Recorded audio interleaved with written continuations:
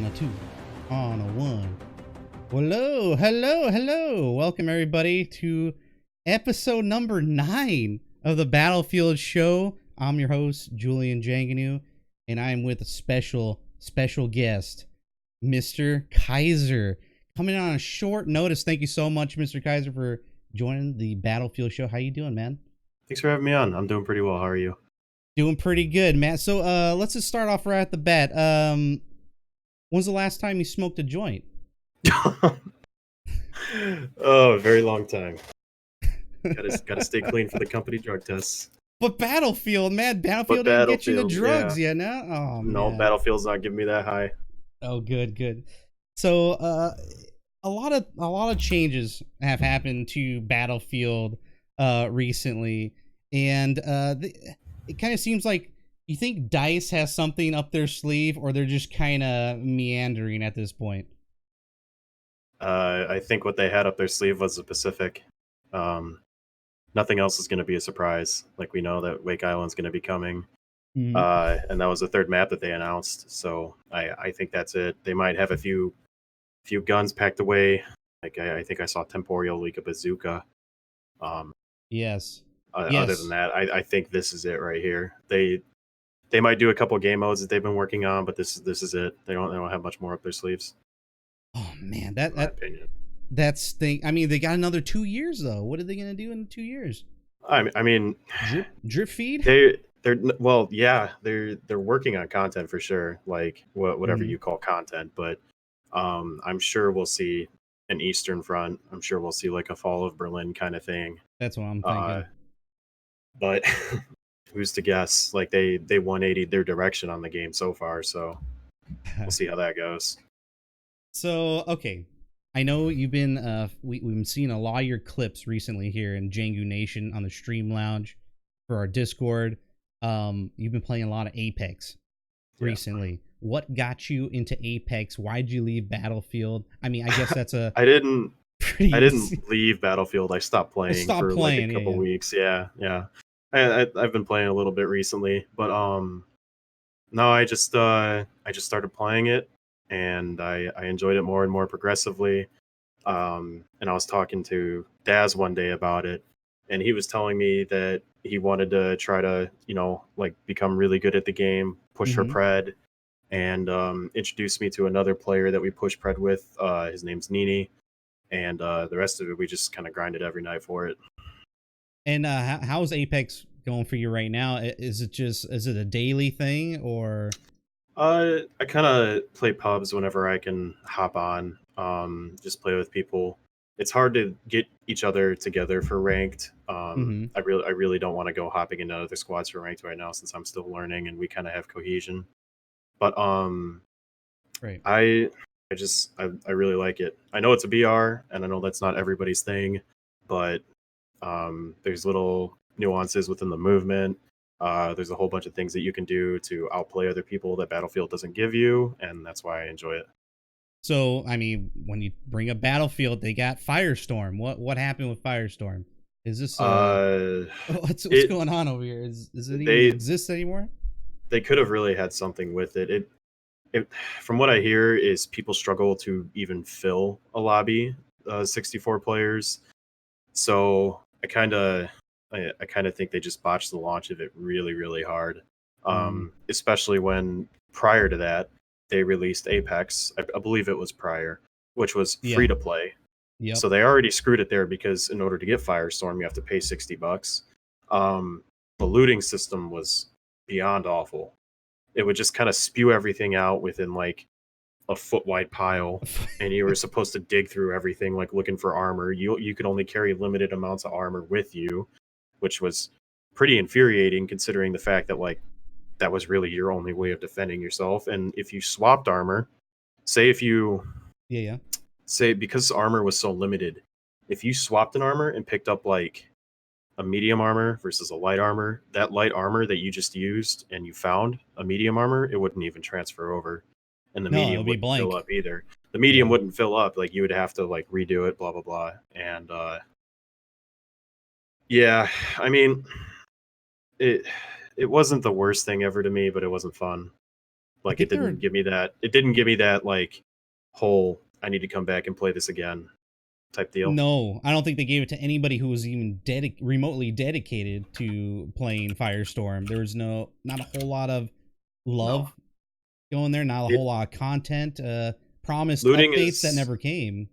Looting is one of the key components to a BR, and if you botch looting, you botch the BR straight up, and it's just not going to be enjoyable. Like why would I want to go into a BR where like it just throws a loot everywhere and I'm taking like 5 minutes to find one thing that I critically need for a gunfight, and I just get killed by a guy who pushed me. So do you think we had a question here in the chat, do you think crossplay would have been amazing move to start Battlefield 5? Do you think that even the technology was there to do that? I feel like it was. I mean Fortnite tried it. It depends if they I mean, the technology could be there, but that they really want to spend the time to do that if the game was already as behind as it was. Botched, yeah. Like of course it could happen, and I'm sure they will do it for the next Battlefield, with the rumors going around. But that would just be one minor thing, in comparison to what they could have done with the game. It probably wouldn't have done much. You would get the PC players wanting to play in PC servers because of controller aim assist, and then you get the controller players wanting to play in controller servers because the PC players, if you get to the side of a controller player, they kill them. So it's I don't think it would have done much personally. Like the game has to be good in order for even like crossplay to succeed. And I think that's where Apex, I mean, though they did not go the crossplay route, do you think they're developing it? Yeah, I was going to ask you that. They've announced plans for crossplay, which that's great. I don't really care. There's already controller players on PC, yeah, even in the comp scene. So, what doesn't really affect my opinion of it much. Now, BR is a competitive game mode, and a lot of people love watching it. Am I wrong about that?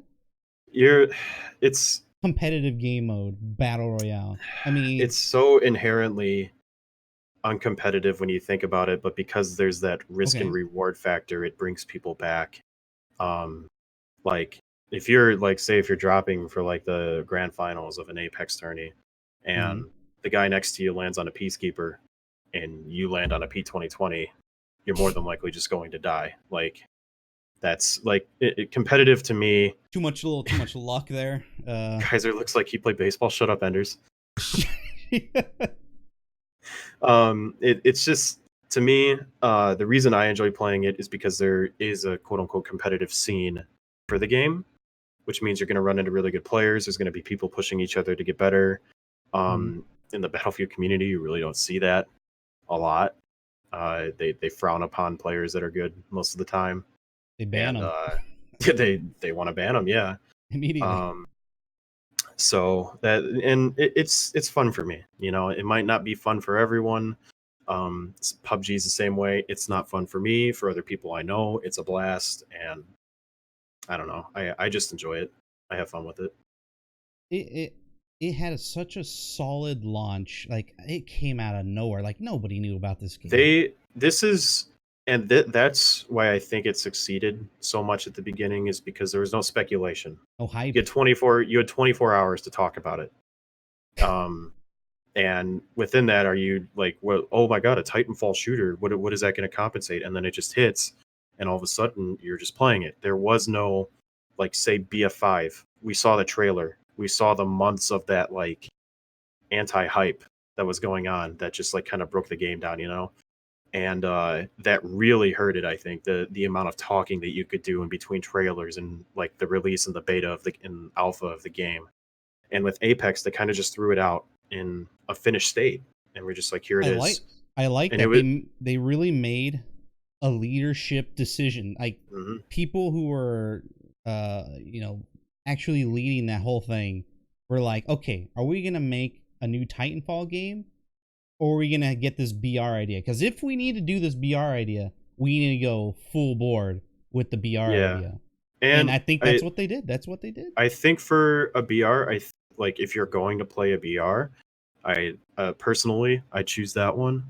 It took some of the movement away from Titanfall, so like you can't wall run, etc. Yeah. But because it's still the modified version of the Source engine, which is that like what the game runs on, there's still a lot of little niche movement, like techies that you can do to get yourself around and out of situations.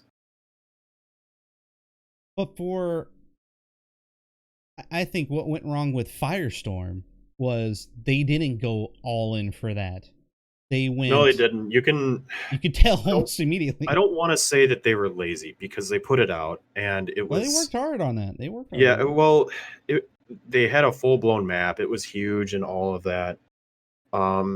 Different team worked on it. Different team, yeah, but I really don't think that was like you have to think about it. There was someone internally in EA that knew that Apex was going to release in a finished state before Firestorm came out. Like you had, yeah, absolutely. You like the there's no brain power that you need to realize that like someone's sitting there like, oh, Apex is finished. It's right here. Firestorm's right here, and that's gonna release. $60 and one's free. We'll just launch it anyway. Just throw it out there, see what happens. I kind of feel you nailed that. It seemed like a check mark box. I feel like they were so maybe there's leadership in DICE and Respawn that had different ideas for the game, and you know we've heard about the communication issues within DICE itself. Like maybe at one point they just didn't know that each other was developing it, and at that point it was just too late. Like the resources were already put in. Yeah, it like if you were gonna do a BR and you were Battlefield, push it back and just make sure it's fleshed out, make sure it's well received, make sure there's a reason for streamers to come in, like huge streamers to come in and do their Code Red tournaments in this. Like right, there wasn't really even any marketing to the larger audience outside of Battlefield. Like you saw maybe a screen, maybe there was a trailer for it, but there was no like kind of, you know how they had like Shroud and Ninja in to play, I think it was the alpha or the beta one day. Yep, I saw they that. they didn't have anything for that other than the occasional streamer coming in and saying, yeah, we're just gonna play this, and then they had the same issues that we had, or they thought the same that we did. Yeah, and then it just down the road, you can tell that they knew it wasn't a success because they 180'd and were like, we're postponing until the main game is fixed, which to me isn't the wrong idea. You should probably fix your main game before you have your BR fixed, which is, you know, kind of just side content for it. But at the same time, for people who enjoyed that mode, it's super unfair because they're just like, well, we were looking forward to playing it still. Yeah, well, it begs the question now. Should they go for it for the next Battlefield? Should a Firestorm BR? Absolutely not. No. What if they went all in, Mr. Kaiser? No. Don't do it. You already... What if it was free? No. Nope. There's already it's already got that reputation. Like people are just gonna they're gonna look at Battlefield and be like, another Firestorm Omega lol. Like it, and I hate to say that for the people that worked on it. Oh no. But there's no chance that it would succeed unless you made it a separate client and you pulled the best free BR out of your ass that you possibly could. Man, I don't know how else to explain it. Like I just think for the next game they need to redeem themselves. They need to do Battlefield the Battlefield way, and just forget about the BR. Perfect. Okay, perfect segue. Your vision for Battlefield 6, does it involve competitive game modes, 5v5 type things? I think it involves throwing a finished game down at launch with plenty of content. Forget the competitive side of it. Just make make a fun game. Like make a game without attrition, make a game that doesn't slow down people for getting kills, make a game where your vehicles are actually fun to use. That's huge. It's Battlefield. Like I know the whole meme around like people playing Battlefield for its vehicles, but like if vehicles are lame, you're really only running around as an infantry player. Like if you do that and then you release like a private servers like fleshed out where people can actually control what's going on in the server rather than just running a server, comp will develop on its own. Like I just like don't stick your noses in it. Like you've already failed on it twice. You are the third, if not maybe the fourth competitive player that has said the exact same thing. And I mean, it keeps happening every time. That's why I want to bring more comp players onto the Battlefield show. It's pretty common. Natural. Like it's a pretty common thought. Like not even a thought. It's pretty well known that like if like you give them the tools to do it, they'll just do it themselves. It's kind of like in baseball, like you and your four buddies, you go out to take batting practice, and then all of a sudden one guy's like, let's do a home run derby during batting practice. All of a sudden you have competition. Like the base game's already there, like the competition will form by itself. But if a guy comes in and he's like, well, dude, what if we just like hit grounders down the third base line and whoever close it is the point? It's like, no, that's not fun. You want to hit the ball as far as you want. You're banned. Get out of here. Like having something that's not essentially like having a core game is the biggest thing for competitive, because the core game is what the competitive will develop off of. If you don't have your core game matching the competitive, then what's the point? It's like I don't even know how to compare that. So is that even possible now in BF5? Now that they got some a good year and a half chunk. I think if they release private servers the way that they were talking about, something will come up. But it won't be like it was in BF3 or BF4. It'll be small and it'll take time to redevelop. But if they just release private servers properly and keep their hands out of it, it'll be there. Like realistically for comp, all they need to do is be like, okay, we release private servers. There's a community competition going on. It's going to be at this link here. Go watch it if you're interested. It's the exact same game that you're playing, except it's 10v10 or 12v12 or 8v8. And, check it out, see if it's good for you. That's all they need to do. They don't need to go make incursions. Like it was be like Overwatch. It was all right. I'm not gonna hate on it, but like okay, that's interesting. Well, I mean, just like hating it is just extra energy that I don't need to. Like I've already said my piece about it a million times. It's not what we needed, and I'm sure everyone else would agree. And the 5v5 canceled game mode, were you happy that it didn't come through and that kinda yeah like with how the game plays, I don't see how I could have had fun in it. I feel like Squad Conquest, I feel like that's good enough for now. People will play Squad people will play it competitively if given the option. Over a 5v5 mode. I think that's like, even with an MMR system, that 5v5 mode wouldn't have done well because it's not even similar to the base game. Like there were extra weapons only developed for it, extra textures. I wouldn't have. I honestly, like, I would not have seen it succeeding at all. I think that's what they saw as well. I think that's what they saw. I don't think it would be very fun to have MMGs in your competitive game mode. There's no way to control any rules, nothing. It just would be there. And there's a reason why rule sets are made the way they are. It's to kind of keep the playing field even, keep the flow of the game mode, and keep the bullshit out. Like, and I know Apex, like with the PK right now, it's a little bit too much. But Battlefield, that was just on a whole other level of not okay. Like, don't put MMGs in a competitive mode. Like, you're just turning it into, like, if you're going to cap flags, you're just throwing an MMG somewhere. And then what are the other four guys doing? They're just, like, it's lane denial, I guess. Fun. What was the, it was like a Day of Defeat. Do you remember Day of Defeat? Yeah, I didn't play it. But I have seen a lot of gameplay from it. I've watched back when I was. That had MMGs. that had MMGs, but they're very like you run hella slow, right? There's limitations. There were Very major slow. drawbacks to using them. They were kind of like you had glass to post cannons. up. Yeah, you had to post up to hold a lane or something like that. I remember that being a huge thing. Like only one person can use it too. Here you got in Battlefield, it's very casual. Like there's a lot of people just running around with them.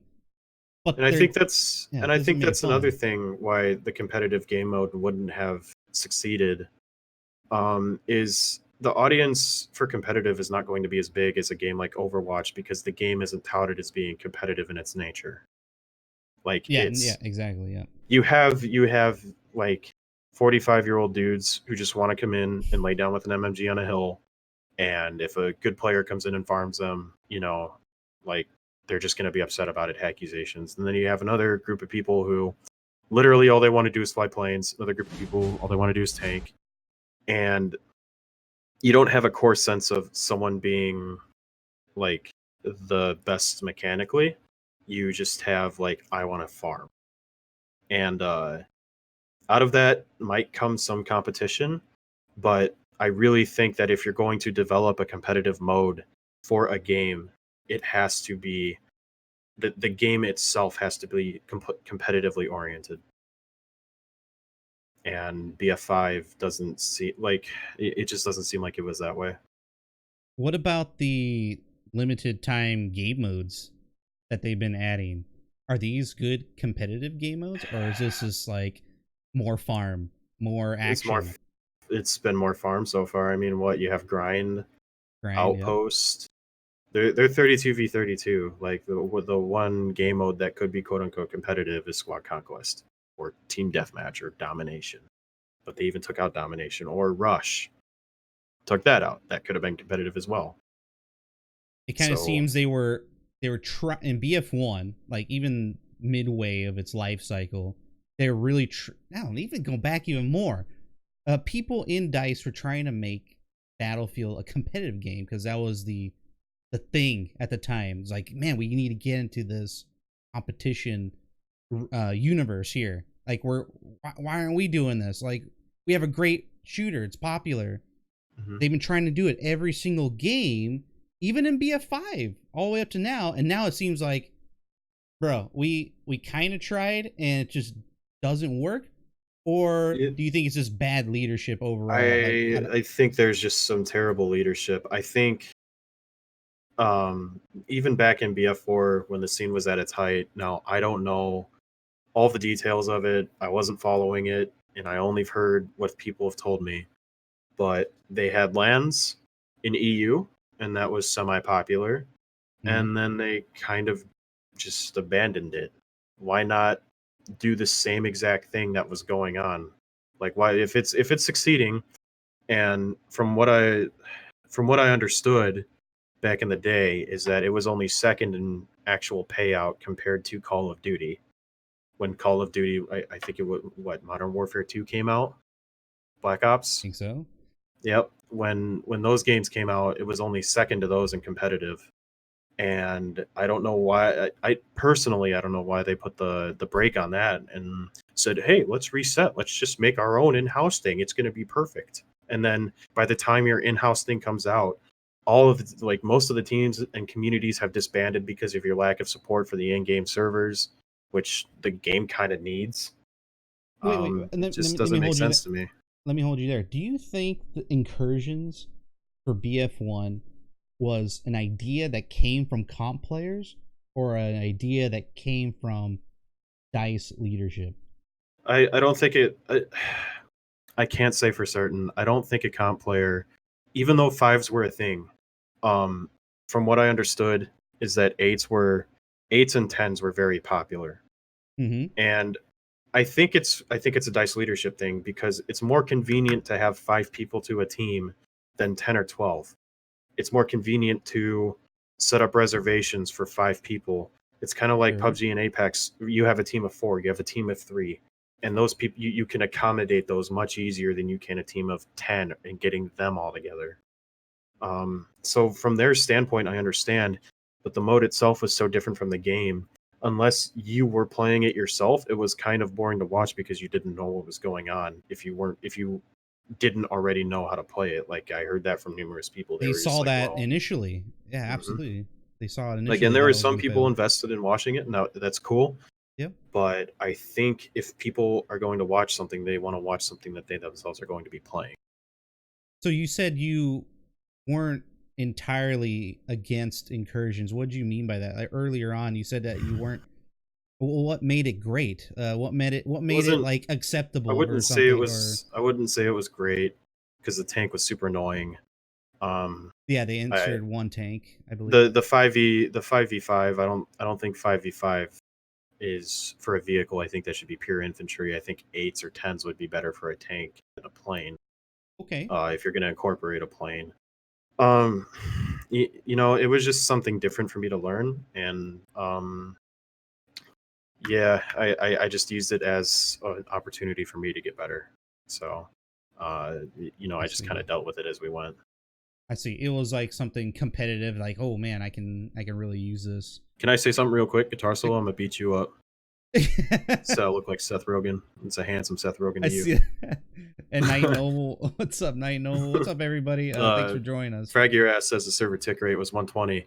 Yeah, it was interesting because on I think it was Sinai, it ran It really was well. On Sinai, it was 120 tick and it ran really well. compared But to on normal. What was normal tick rate? 60 hertz, 60 60. Okay, so hertz. they doubled it. And Okay. then on Giant Shadow, which is the other playable map, they had Amiens as a map, but there was a bug in it to where after a certain amount of rounds, it would just end.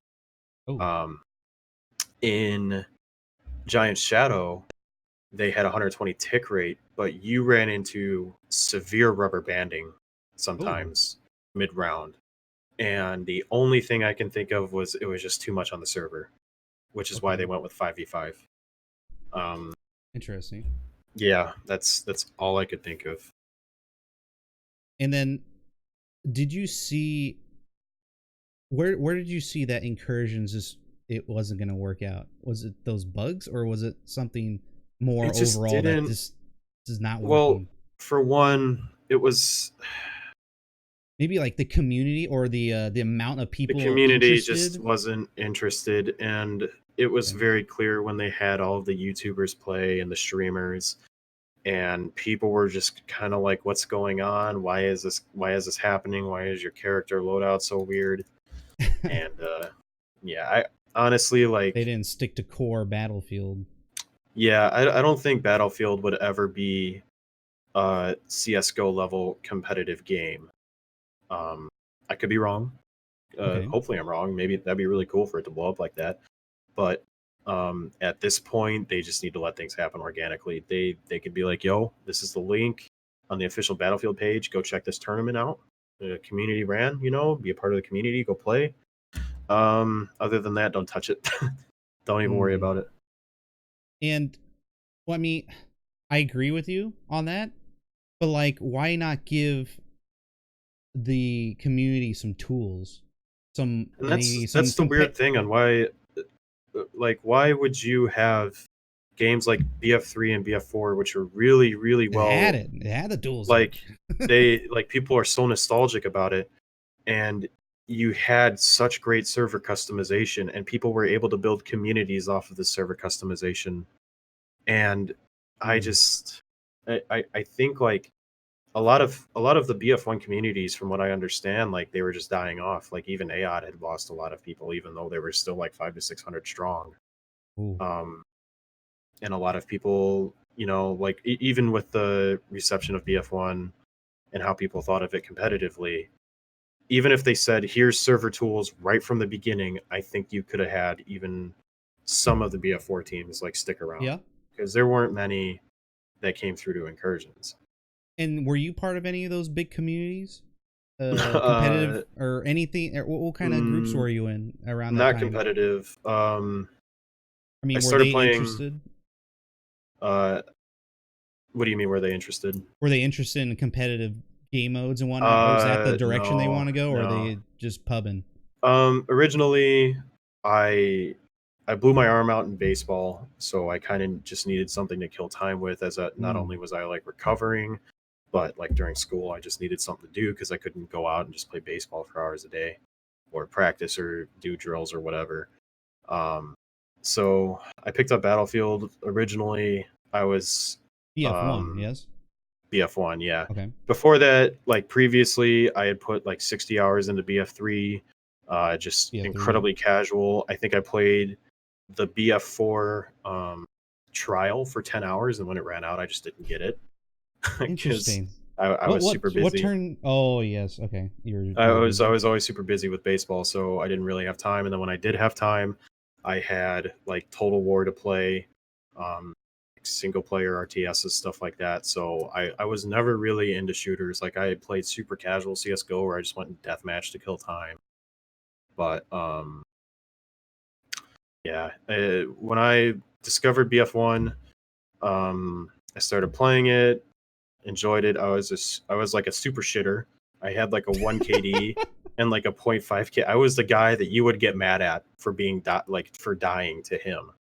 All I did was snipe, and I would go into a hardcore server, and I would sit on a hill with a sniper and just get kills. Oh no! Yeah, that's how I started out in BF1. It was a Lebanon server, and it was 200% damage. Yeah, that's what I did for the first 2 months, and then eventually I just got into I got into the normal game modes, and I started playing Grand Ops, and I ran into I eventually you know the server, like people would like you'd meet people, and got into like a few friendships there, and through BF1, like there was Fupa, which was originally just like 5 people who just wanted to like play together and tank and be super shitters together. I remember these people. And then got to like Cloudburst, which I was never a part of. I was never a part of, but I just you started forming different friend groups in people, or with different people, and when I started out, just like finding these people, I was still really really bad, and then eventually, I started vehicle farming, and yeah, and I learned to learn to fly just enough to get kills, and then learn to tank because tanking was relatively easy in that game. And over time, I'm out guitar solo. Yeah, revelation. Over time, I started running into guys who could play infantry proficiently. I wouldn't say that they were professionals at all to the standard, but it was to the point to where they would kill me over and over again, and I got mad about it. So I'd want to get better, and it was guys like, what were the names? I don't know if you remember their names, but they were like I play. They were proficient with infantry, and then there was Grap, and then there was what's their name? Mr. Buckwheat was another one. I haven't seen that name in so long. Crooked too, right? Crooked was. Yep, I met him. I met him later down the line. It was I just met a whole bunch of people, and it was eventually like, oh, we should all just get together and play. And then eventually it was sort of like a competition to see who could get the most kills. And then like way later down the line, I ran into, I think it was, I had played with 0 Hour occasionally in Ops, and I ran into him, and I ran into Devotion, and I ran into Dave in a TDM, and I don't think I killed them once. These are the Omni boys. Yeah, I was just like, who the fuck are these people, and why are they killing me so much? And then a week later, it happened again. Oh, and shit. Then yeah, and I eventually, like, I was kind of trading, not really trading, like I'd kill one, and then they'd just destroy me again. But eventually, like I kind of buddied up with Zero over the time, and he was like, he sent me the Discord and everything, or the Discord, and told me to talk to Nept. if I was interested in joining, and then that started the whole incursions process. Uh-huh. So that's pretty much how you got into the Omniscient clan. Yeah. Yep. Okay, so so one of the expectations, one of the goals by joining Team Omniscient was to get into the competitive field for upcoming incursions, or what? Is that what the goal was? It was really personally to get a lot better, because you look at Okay, like a really good baseball player and you're like, holy shit, I want to be as good as him. yeah, And of then course. you look at like a really good like player online, and you're just like, holy fuck, I want to do what he does. Like, holy Right. fuck. And yeah, and I just I joined them, well, for personal growth, and because I like whatever competition is there, I just want to win it. And Like, then, they're yeah. did you guys have goals and expectations for Battlefield 5, or did you Um quickly yeah. realize something wasn't going to happen Well, I mean, we figured that there would be some form of competitive for BF5, so we were all playing and getting ready for it. And because of incursions? well, not because of incursions. It was just kind of like, if it's there, we're going to do it, because there's Okay. nothing else to really play. And did you find So, anything? Like, I mean, there was domination. Did you guys get into that? I know that back in BF1, they played Rush 12s, I believe. Okay. I think it was Rush, and they won that. And then I think it was the other one was Conquest 12s, and I think they won that as well, if I recall correctly. And then Incursions, they ended up winning that, and the whole mindset going into BF5 was just win it. So, And what was I gonna ask about? Yeah, Squad Conquest. Yeah, you get OG Smurf brought that up. Was that something else that was like, oh, they're making this, mode permanent? Was that something you guys were like, oh god, we can do I something with mean, this? Or there were scrims set up with it, but because there were no private servers, you couldn't kick individuals from a server. It was just more than a pain in the ass trying to get anything together and going for it. And there was like a little competitive thing going, mm-hmm. but I think everyone just decided that it wasn't worth it, just because you get that one troll sitting in a server when you're all trying to just queue into it, and you'd sit there for 2 hours asking the dude to leave, and he's like, well, I bought the game, why should I? And What a we're like, well, disaster. you're not wrong. It's Dice's fault that we have to do this. So, um, Okay, well now that in I would say a month or two, they're gonna bring this over, at least one iteration of RSP. I'm gonna call it community games. Is Team Omniscient or Omni? Are you guys looking forward to that, or you just waiting for um, another game and you guys moved on? Now just pubbing. I think if there's competition, we'll do it. I don't know like what the other guys think. I know that there's a general disdain for Battlefield right now. Three or um, four, three, and yeah. I don't really blame them, So, I mean, I'm assuming if we decided as a group that it's worth it and we do it, then we'll do it. But we might sit there and talk about it and be like, this isn't worth our time. It just depends. I can't say for certain. Okay, we talked a lot about competitive. I forgot. Um, Competitive modes in RSP, like a search and destroy, or like a CS:GO type main game mode where you purchase guns and whatnot over time. Um, did this work in Battlefield, or is that just, oh, you're just copying No, other games? you're gonna get those guys that are like, this is too Call of Duty. Like, people are just gonna rage about it. If you're gonna do competition, just do like a squad conquest or do a conquest small. Mm-hmm. Um, and make sure there's a vehicle or two, something Just like to that. keep the Battlefield image, perhaps. Yeah, that's the Yeah, they biggest don't thing want. if you're gonna They've been do holding on. competition. They've been holding on for dear life for that. Yeah. Even with the 5v5 game, they were well, they didn't say anything about it, but the leakers, or the what do you call those dudes, the data Data miners, miners. were bringing that on, hyping it up a little bit. And yeah, it was there. There was definitely something big there, but I think they made the right decision into scrapping it and just focusing on the main game. Okay. So all right, let's get into some. Well, let's talk about you. So your background. What was your first like competitive game? Was it actually just BF1, or did you play console BF1, games? yeah. The competition I had through life was baseball. So, Dang, you're I so had played. good though. Like, how did you get so good so quick?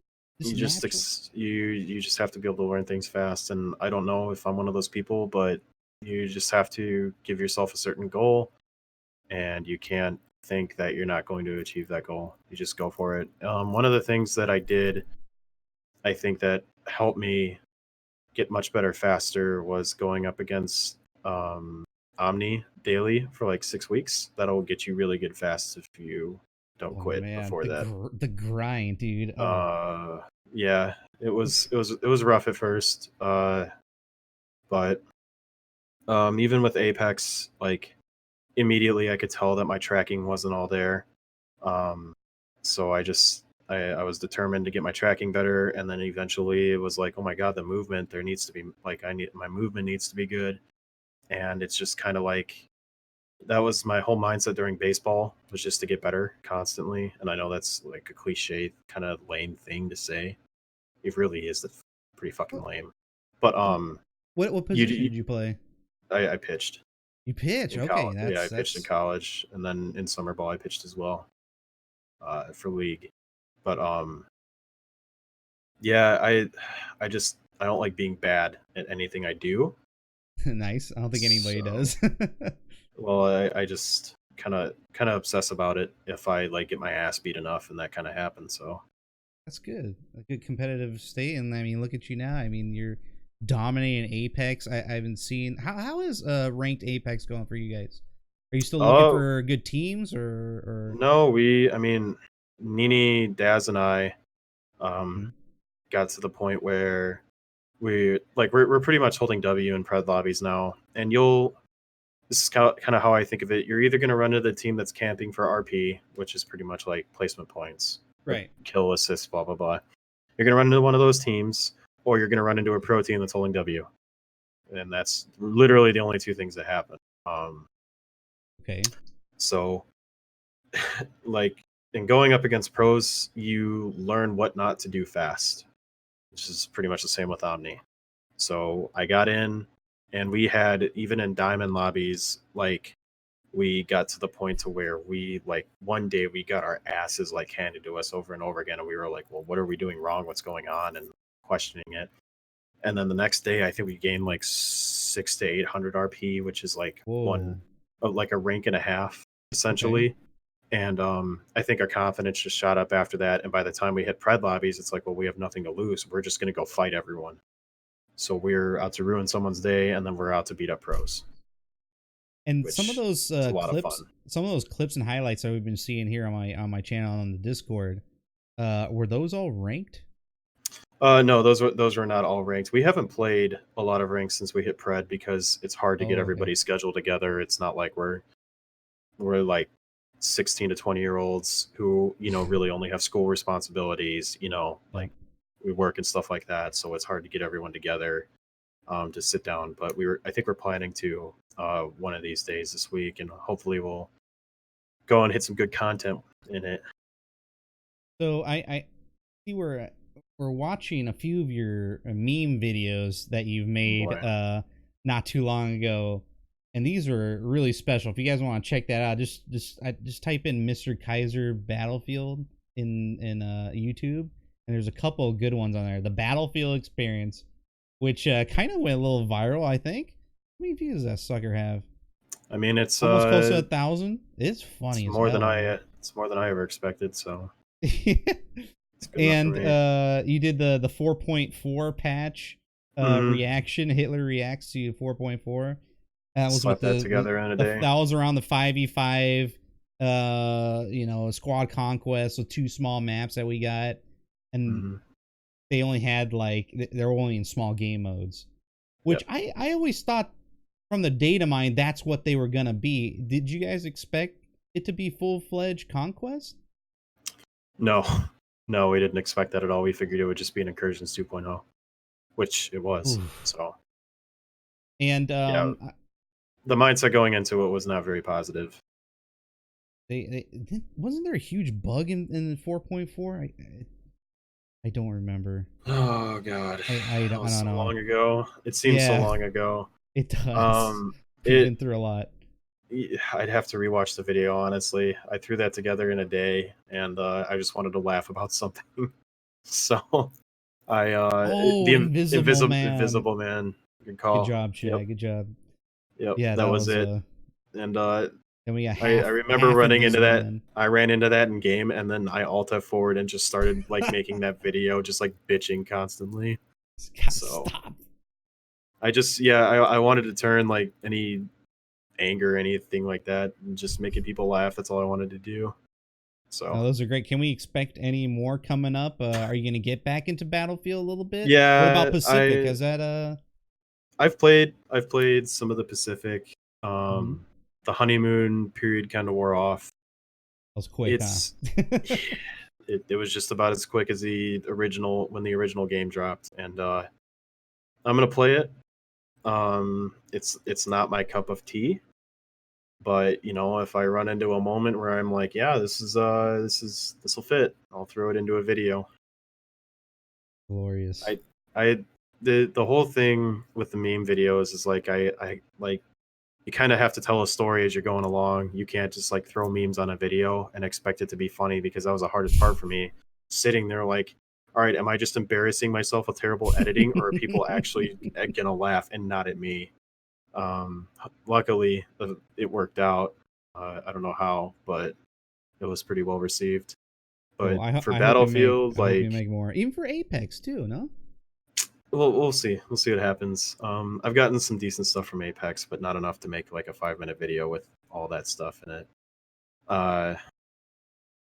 With Battlefield, I'm just gonna play it occasionally.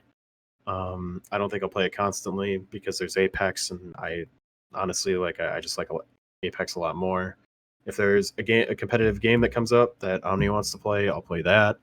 Play Battlefield a little less, but well, who knows? But I'll continue to play both. Okay, so it kind of seems like one of the most saving grace of Battlefield will possibly be this rental server program, this community games. Now, what do they need to have right away? Because it seems like they're not going to release full-fledged like BF4 RSP. Kind of seems like they're going to do it in stages. I think it's going to be super bare bones at the beginning. I think you're just going to be able to create a server. I think you're going to be able to put or input some properties that you want as far as like tickets, and I think that's it. I think it's just going to be like BF1s. I think down the line they might add some good functionality, but at the start I wouldn't have super high hopes. God, and the sad thing is like if you just like took a step back and looked at the success of the previous two games, or no, sorry, BF3 and BF4, you'd see that it just relied on RSP. Like that's the reason why people still play. And you can argue like, oh well, RSP gives us badmins, yeah, but it's still going to extend the life of the game exponentially. Like even for BF1, the only reason why I kept playing BF1 was because there was an AOD meat grinder server up. And I just went into that every day because it was infantry only. I could kind of get better at like working on my twitches, all of that. And I decided to grind the 1907 factory for as high of a KPM as I could. And it gave me a goal, gave me a way to achieve that goal, and it gave me a means of doing it. So without that, I would not have been playing. I probably would have dropped it if it were just like the vanilla servers that they're offering now, even with special quote unquote game modes. Is there a downside to not releasing RSP at the beginning of a game with not too many maps? Yeah, but at the same time, I know that they want to keep everything in-house. And I can kind of understand that it's more controlled because they can be like, look at this package we're offering. It includes new game modes and new maps, and we can tailor those maps to the new playlists that we're going to be bringing you. Look at the content. At the same time, we could easily do that and get rid of the bullshit, like MMGs, etc., that just don't make the game fun for us. We can host our own competitive games, even scrims, or you can just do random tomfoolery if you really wanted to just play pistol only. If you're that much of a maniac, I don't know. I think there's gonna be options for that. Like Talasia said in chat, they do have a pretty well-versed blog post on what they are gonna initially release. And that involves, all the weapon, like getting rid of certain types of weapons, ticket count, hardcore mode if you want it. So it seems like there's quite a bit, but I mean, just looking for the future here, because I don't think there's much of a future left for Battlefield 5. There's going to be other things they're going to experiment with. There's going to be new chapters. All that's going to be great. But are they going to learn their lesson in Battlefield 6? I thought they were going to learn their lesson for Battlefield 5. I can't tell you. I can't tell you because I thought the same thing. It's crazy, right? I was expecting, RSP is going to be there because BF1 had it. Copy paste. Easy. You would think so, but they made that excuse that like, oh, there were more resources, or there were too many resources that would have gone into it at the beginning. And then you sit there and think like, well, how short on resources were you that you had to like scratch off RSP? Like someone up there isn't thinking clearly. And delay Firestorm and co-op mode and a whole bunch of features that can't happen in the next Battlefield. Just it might. I mean, I wouldn't be surprised at this point, but I'm not going to hold my hopes up at all. Like, but they got 2 more years now. If they come out and deliver the best game ever made, then sure, do it. I'll be pleasantly surprised, but I'm not going to sit here and reminisce about the glory days and be like, oh, it'll come back. That's for sure. No, I'm just gonna go play other games. If other games are fun, I'm not gonna sit here and just be mad all the time that there's bullshit in the game that I have to deal with. No, I'm gonna go play another game. So kind of help with the move to Apex. I hear you. What do you think Battlefield 6 should be like? A mix of core Battlefield and like competitive, or just stick with? I think you answered that question already, but stick with just those two ideas, or completely scrap comp? You should, if I were okay, I know that I'm never going to be, but if I were the head of DICE, if I were making these decisions, I would absolutely go back to what worked in BF3 and BF4. I would not change a thing. And then there would be people out there calling it a copy pasta. But people want that. Like, oh, you already done that, lazy studio. Yeah, well, your whole World War II idea didn't work from the beginning, and it's pretty clear that they want to do stuff that they know works. Like World War II game, Pacific so far has been really well received by the Reddit community and all of them. Like, they delivered on that whole quote unquote World War II vibe. You don't see like the crazy cosmetics running around. You just see like. Nope. Yep, you just see what you would expect for the most part. And they need to go to what made BF3 and BF4 good, which is modern. And that's not all that made it good, but that's one of the biggest things, is go back to modern. There's a lot of flexibility there. Yep, go back to major gun customization, kind of like what COD has and BF4 had. I can't really say for BF3 because I don't remember too much of it. I haven't played it since that last like 3 years ago. Just go back to that, refine it, streamline it, do it a little better, and put that game out. And then as far as private servers, even a month after the game releases, just let us know that it's coming early. And let it know it's on the table. Like, yeah, minus suppression for sure. Don't ever do suppression again in any form. No. That's no. I don't want to talk about it. I don't want to talk about it either. Yeah, I would just be like, yeah, BF3, BF4, we see you, and I would literally like go look at what the community wants, like ask not only ask content creators, but ask people within different communities as well. Like go to AOD and Mm-hmm. all the other larger clans and be like, what do you need for your community to succeed and for us to build communities like yours again? Go to the competitive community, be like, what do you need? And obviously you already know what I'd say. Yeah. Go to, Very all these similar. different go to all these communities and be like, what do you need? Like what can we do to make this next game succeed? They're I not kind going of to. I kind of think they already did that, and Did they? Okay. with the Pleasantly EA Game surprised. Changers, some of them are AOD leaders, some of Okay. them are competitive players, some of them are from all over the place. Okay. But did they listen to them while they Doesn't were seem like it. yelling at them? It doesn't seem like it. It seems like they're only listening when there's an outrage, which isn't good because then it means that like they have their Good plan, they're point. sticking to their plan, and the only change that's happening is if someone above me sees it and sees that people are mad, and he says change it right now.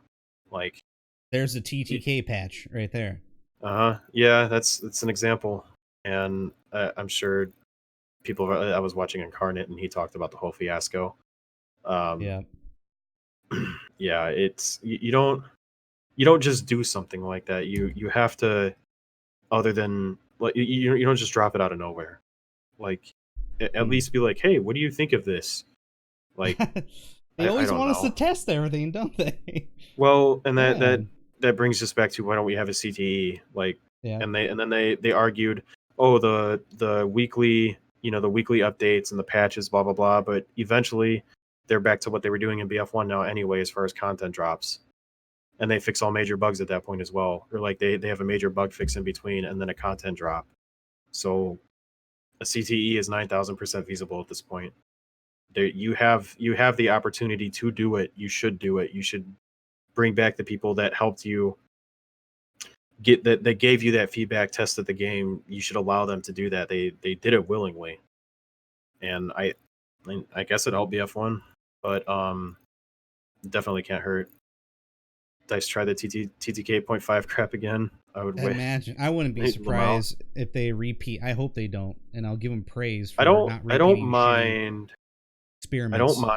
I don't mind. I guess through Apex, it's pretty clear that I don't mind a game that requires High TTK. a little more of a TTK. I guess it's high TTK. Yeah, I don't mind that as much, and I really didn't mind the patch.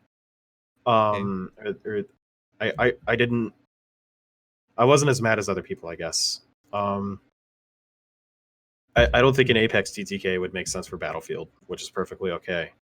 But I didn't mind a little bit more tracking. It allowed you to react to people shooting you from the side, blah blah blah. So I was okay with it. But I can understand why other people are mad because it literally just changed the game on them.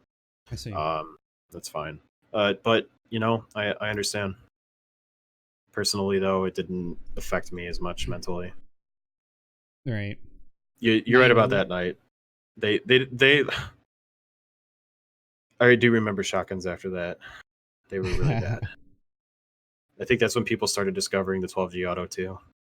Yeah, even BF1, I remember they had to redesign the shotgun and the pellets like patterns, I guess. And it looks like they didn't play the game. I didn't play the game at launch, but I do remember seeing videos of the 12A Hunter. Oh, and that was ridiculous. That was a whole new level of like awful.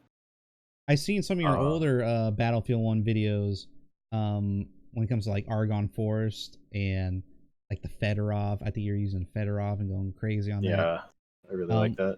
Was Medic pretty much like your go-to? Later, when I stopped being such a shitty, I pretty much just started playing Medic exclusively. Was it because of like the self-heal mechanic, or it's because of the guns? Like eventually at the end of BF1, I had gotten to know Enders pretty well. Right. And he was pretty much like, yeah, like what do we do? And I was like, well, there's this 1907 that neither of us have kills on. There's a 1907 factory. Let's push KPM and see how high we can get. and that's what we did. I think I ended up with like a 4.1, 4.2, and he ended up with like a 4.5. So that really like boosted the end of the game for me. And it was pretty much medic exclusively at that point. I still used other classes, but.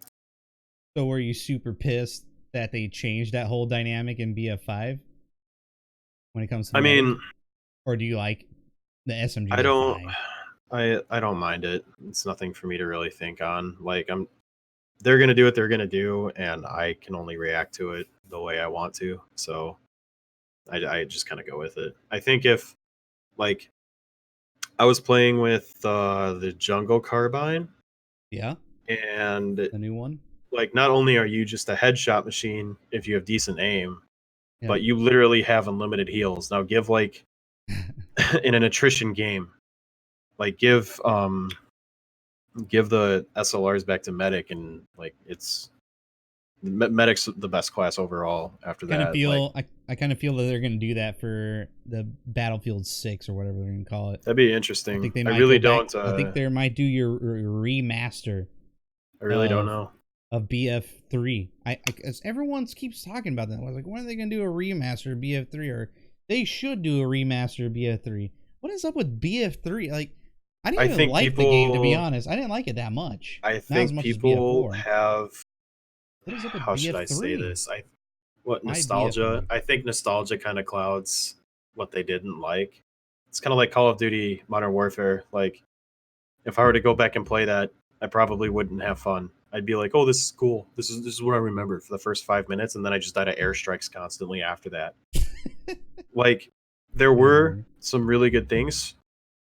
There were some really good things, but I think they should make a quote unquote newer title, and I think they should make it either BF6 or BF5 with a 5, and just make it an actual like spiritual successor to 3 and 4. Like don't remaster BF3 because that's, I don't know. I guess you could. I mean, I go with it either way. But I'd like to see them do it again. Okay. Like even with a Bad Company 3, I guess. Yeah, I think they might release both Bad Company 3 and a BF6. I wouldn't be surprised, especially with all the rumors going around. But one question to ask you. Do you like this live service?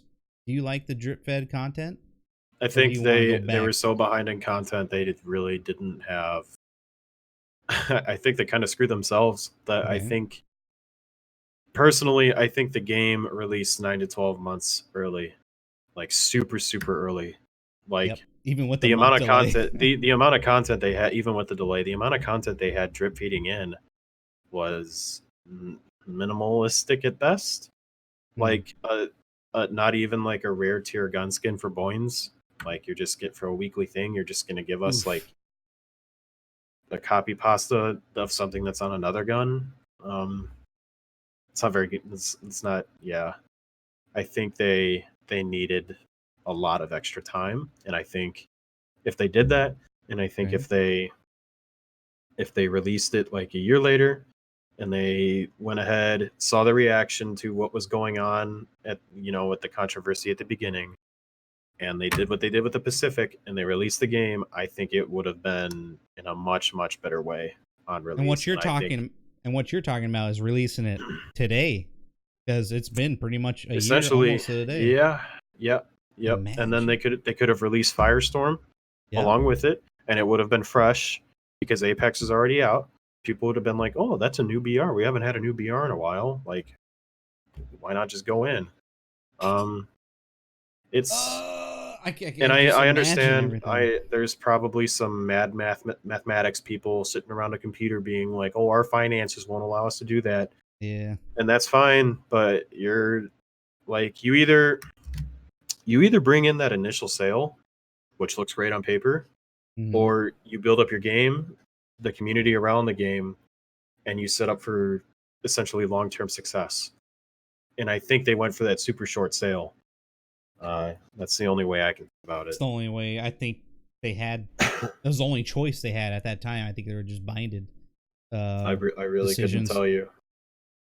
Okay, so I mean, so you're saying the live service is acceptable No, if they had more time. I think if they had more time and they have quality content to drop, they have everything together. I think like any live service, it could have been fine, but this was so just bad. Do you know any good live services out there in terms of games? How about Apex's live service? Do you think that's a good live service? They could definitely do better in regards to the battle pass, but I mean the game's free. I really like you don't even have to spend money if you don't want to. Should the next Battlefield be free? That is a question that some very smart man who knows finances about EA could probably answer. I don't think I could. I think I think if it's a live service, I think 60 is fine to ask. I personally would never pay more than that. I don't really buy deluxe editions for a game unless it's under 60. But yeah, Smurf, you're right about that. It's kind of hilarious what's going on with FIFA and the amount of money that people can throw into that game. Yeah. I choose not to spend money if I don't have to. Like if I see a game like Red Dead 2, I'll be like, okay, I'll play it. And I'll go ahead and throw down for that. But for Apex, if everything's free, why am I going to spend a dime? Especially if I can possibly earn that skin later. Like I bought the only thing is I bought the battle pass for $10 because if you don't spend the Apex coins they give you, you can just buy the next battle pass after that repeatedly. So that was my reasoning behind it. Plus, I've invested into the game, so yeah, that's how I see it. I mean, if you're investing in a game, I mean, throw a few dollars here and there. I just don't think you would ever see a Battlefield free. I think you will ever see it. I especially when they bring in the FIFA guy to run some stuff here in DICE. You could get it's not looking good. You can get different versions of a gun through the card. You could see the Suomi here. This is the base Suomi. It has none of the upgrades, but if you get the legendary Suomi card by buying these $2.40 packs, oh, you could really up your game. You could really do it. That's what they did for Battlefront 2. Yep. And I think that's what they wanted Battlefield 5. They wanted to do that in Battlefield 5. And BF1, and I think, BF5, I think all that of their whole games. controversy, I think that whole controversy through Battlefront 2 threw them on their heels. I don't think they recovered from it till not now. yet. Really, till now? I really don't think they're kind of recovering, I guess. But I think they've been on their heels that whole time. Premium? You want that back instead of the live service? You want to split the community? The only way I'll buy premium is if I dump hours into the initial game and I'm having genuine fun with it, and I know that I'm just going to keep playing it. Like, there are people that will buy premium right off the get-go. Fine, like do what you will. I'm gonna buy the base game. If I don't like it, I'm gonna get a refund. If I see myself playing it, I'll keep playing it. But if we're competing in it, then I'm going to get it and compete in it. So it kind of seems like the Battlefield community is struggling to keep a healthy player base. And I know we probably covered this already, but what is stopping the player base from growing? Why is it always... Well, they don't support their community. And not only that, I think the reception of the game really hurt it. BF1 didn't have hugely it had pretty decent numbers up until the French DLC.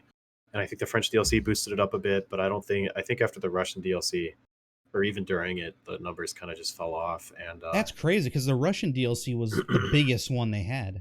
It added bullshit. I'm just gonna say that. And in BF1, I could sit there, and even with how bad suppression was, and even with the SMG08 buff, which was, you're a maniac if you thought that thing needed a buff. And the Ilya Muromets, I could sit through and play through that because with RSP, I could choose what I wanted to play. Like there's more offered to me. But in Battlefield 5, you can't avoid anything. You have to go in and you have to experience the bullshit, and it's not fun. I think one of the biggest bullshits out there is dealing with hackers and how freely they can want to run around. And I think that's one of the main reasons why big streamers, because streamers bring in a lot of clout and a lot, and they can't. I just saw Angry Joe from the Angry Joe show play Battlefield today. I was like, oh shit, he's in there. He's got 1,000 viewers. Like, this is great. We're gonna bring in new people here, right? He's maybe he might enjoy it. I even saw Wacky Jackie. Yep. Yeah, first game. Hacker. Hack tag everything, just mowing down people, and there's nothing you can do about it. And they're trying to have fun. And this is the thing. You're never going to get, I don't think we'll ever see an anti-cheat system that's 100% perfect. No. I don't think that you're going to get rid of stream sniping. I don't think you're going to get rid of hackers stream sniping big streamers. It just comes with being a big streamer. Yep. But we ran into hackers in Apex, and the Apex devs the one I talked to at least was super responsive about it. The comp community's in with it. They all send it to this guy, and he says, okay, we found him in the database. We forward it. With Battlefield, wait, was that an immediate response? Was there? I got the response within 12 hours. Wow. Of sending the video to him, because these guys were running through and getting like 60 kills on a server. Yikes. Just laser beaming people, and he's like, I found one of them, and we sent it through, so that was fine. So as far as BF5, yeah, it's an entirely different engine. I don't know the ins and outs of it. I don't know how that works. I just know that what they have currently is inadequate. And I know that having RSP or private servers with competent admin, what are they called? Not commands, but like if the admin has the power to ban someone, the admin has the power to ban someone, he at least can get rid of a cheater right away, or ban a certain name from ever entering the server. And of course, you're going to get those false flags with guys like Enders. He goes into a server, goes like 110. And he's banned because Badman got farmed. Like, you're going to have that, but at least it gives us a way to fight against it instead of just like seeing a guy rage bot around like in Ender's name, like Omni Enders, but like a 3 instead of an E. Like, okay, like right. You should see a guy with a 30 KD and a 9 KPM MG42. Like, I understand that you went away from the whole statistics negotiate a ban, because it happened to people in BF1. There were false flags because one round they had like a 5 KPM, 5.5, and it just triggered. Yeah, I remember the KD triggers were so dumb. Even BF4. And I do remember seeing a lot less cheaters towards the end of BF1. So whatever they were doing there, it was going, and maybe it was because I was playing in the AOD server and they had admin set constantly. Very controlled. Yes, I was. And I remember getting hackusated in there, and one of the admins was just like, this guy doesn't cheat, he's just good, deal with it. And then the other guy left.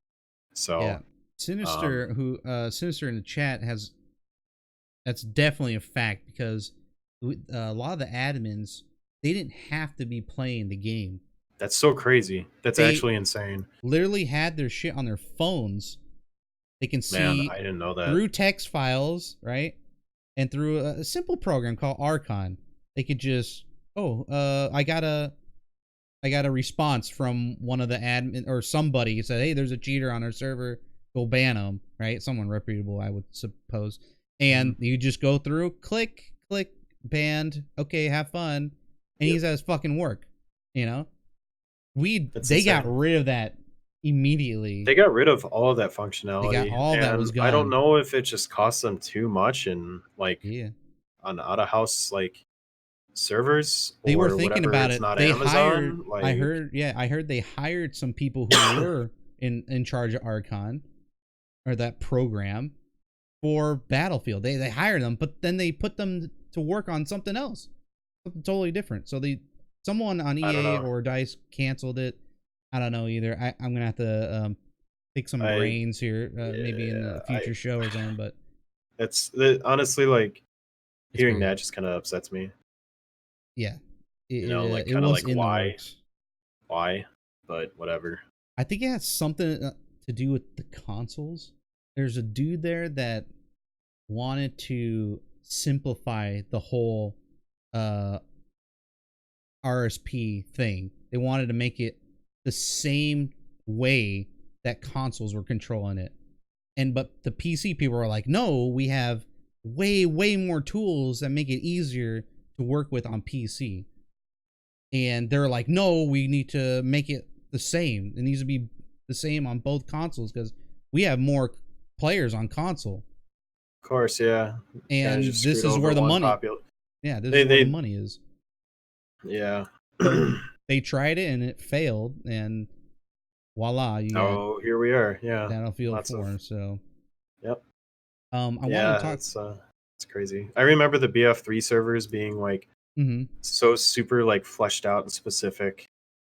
It's pretty crazy how far we've kind of regressed. Yeah, they were I hope though they make something like Archon. Even the next 2 years, I think they can do it. Like they can try to put a team together and make something like Archon, where mods or admins can have more, flexibility, more tools and whatnot. If they can, I hope they work on something like that in the next 2 years. And then I can't keep my hopes up. It sucks, but the one thing I've learned with Battlefield is just to take it as it is and don't. It's not worth to me. It's not worth getting mad over. Like, if it's good, it's good. If not, I go to another game. Unless we compete, then I stay and play. So true that. I want to talk about a different little subject here about have you tried the new Call of Duty? No. Oh, okay. I tried the beta. I haven't bought it though. Okay. Why? It's not fun. It's straight not fun? Up not. I get this little itch every now and then. Like, I want to play the new Call of Duty. I just want to run a gun mindlessly. Like, I just want to shoot shit. And I watch gameplay, and I immediately realize why I would never buy that game. Yeah, I got that same sentiment. The time to kill is so fast, and that's just not how I want to play. Like, you can run around, you can shoot shit, but you're just gonna die immediately. Any guy who is like me in BF1 and he's shitty in a corner can scrap a kill off you like it's nothing. Yeah, I hear and that's not fun to me. I want something where I have the opportunity to outplay people. Like there's a longer time to kill to where like I can actually move around and do stuff. Like obviously if you're in an insta-gib in a 1v1 where everything's controlled, then fine, a super fast time to kill is fine with me. But not in like a game where someone can sit with a claymore in a corner and then look the other way with a shotty that like pumps you from like 50 feet away. Like, it's not fun. There are people that enjoy it, have fun. It's not fun to me. Now, what if Battlefield tried something like that? Slow down the movement. TTK is faster. Wouldn't even play it. So you hate fast TTKs. What if the movement is fast? If the movement's fast, fine. At least give me a way to outplay people. Because if you have Quake, right? You show me a whole bunch of stuff on Quake. Well, this is the whole gist of it. The reason why the TTK is faster in Quake is because people can hit their shots. If you cannot hit your shots in Quake, the TTK is not fast. If you trace in Quake, you'll kill a person a lot faster with a laser gun versus not even you can't fluke a kill.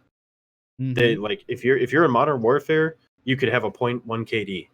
You could literally have gotten 1 kill in 100 or 10 kills in 100. And you can go and you can kill the best player because you shot him in the back 3 times. Like that's just not fun to me. That's a good point. And a lot of competitive players have been already stack level. Talking about exactly what Crooked said. Aggressive players have an extreme disadvantage in COD. This is also true. I play aggressively. What does stack level mean? I'm assuming stack level is essentially the amount of shots you hit within like a certain like set of shots. Is that right, Crooked? Crooked, could you give an explanation, please? I've never heard that term. Especially if people are stack level, health and armor, right? Oh, okay. So in Quake, yes. there's those timers. Mm-hmm. And this is why another reason why, like in a 1v1 scenario, you can have a longer TTK, or a TTK that's more towards skill and mechanically is in Quake. You can also control the armor spawns, and if you know the timers on it, you can absolutely just run a match versus someone just walking in out of nowhere and being like, I want to play Quake. I'm really good at shooters. I played the new COD. I have a 3 KD in the new COD. Even though that would be really impressive from what I hear. Yes. Let's just say a 1.5 KD. I have a 1.5 KD in the new COD. I shoot people. Let's just go into Quake, and then all of a sudden you're up against like Rafa or Cooler, and you're just getting obliterated because maybe you hit a couple shots out of your LG. Well, he's still got like 150 armor and 100 health mega stack. Like, you're just dead. Like that outplayability potential is what I want if you have a fast TTK. And Battlefield's never gonna go that way. Where you can actually be under control. There were times where, in BF1 you could be under control because your health would regen. You could play aggressively. You could manage a situation. In BF5, if you play aggressively, you're going you're going to be lower on health. Mm-hmm. Eventually, with every gunfight, and eventually you're just going to get pushed by 2 dudes. No matter what you do, they're just going to kill you because you're a 10 HP, or you run out of ammo. Is this because they want to cater to? I mean, it kind of seems like Call of Duty is the same thing. They're catering. I don't even know what I don't even know what they're trying. Okay, this is true. They are actually catering to them very hard. Very hard. It seems like they're making a lot of money off of that. I watched it.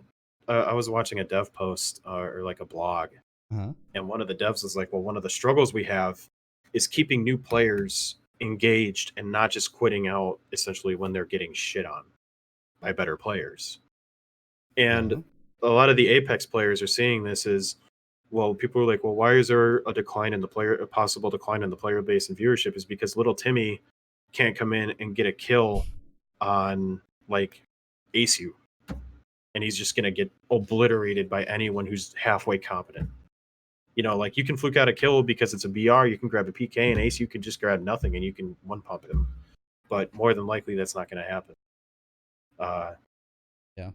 And I don't know if you'd want to bring it up to watch, but essentially they were saying we don't want our shitties quitting out immediately and then going to another game. We want to find a way to keep them. Well, you find a way to keep them by adding a skill gap. You want to be able to entice players to be like, I want to get better. You want to have a competitive community built up where you can be like, that's actually established, where you can be like, look at that guy, that's Rafa, he's one of the best ever, I want to be like him. Or like Rayla, that's Rayla, I want to be like him. Mm-hmm. You don't like people. I don't know if it's people being like, inherently you're going to have like very casual players. I realize that, and there's going to be very casual players who play every game, but you can kind of help negate that by saying we have a super competitive community here. You should, like, say if you're not doing something super well, here's ACU with a movement video. It has everything for an advanced player to know, which is kind of like, if you get into Apex Ranked, you're going to go from bronze to silver to gold to platinum to diamond to pred. From gold, or from bronze to gold, you're going to find the people that would probably play the game more or less casually unless they're just ranking up. If you get to platinum, you're going to find the people that can shoot but have no real knowledge of movement mechanics within the game. There's not going to be much they can do to outplay someone who got to Predator and understands those mechanics. Even if they have a really good gun, if you can move in Apex, you can negate the effectiveness of that gun, especially if you're with a squad.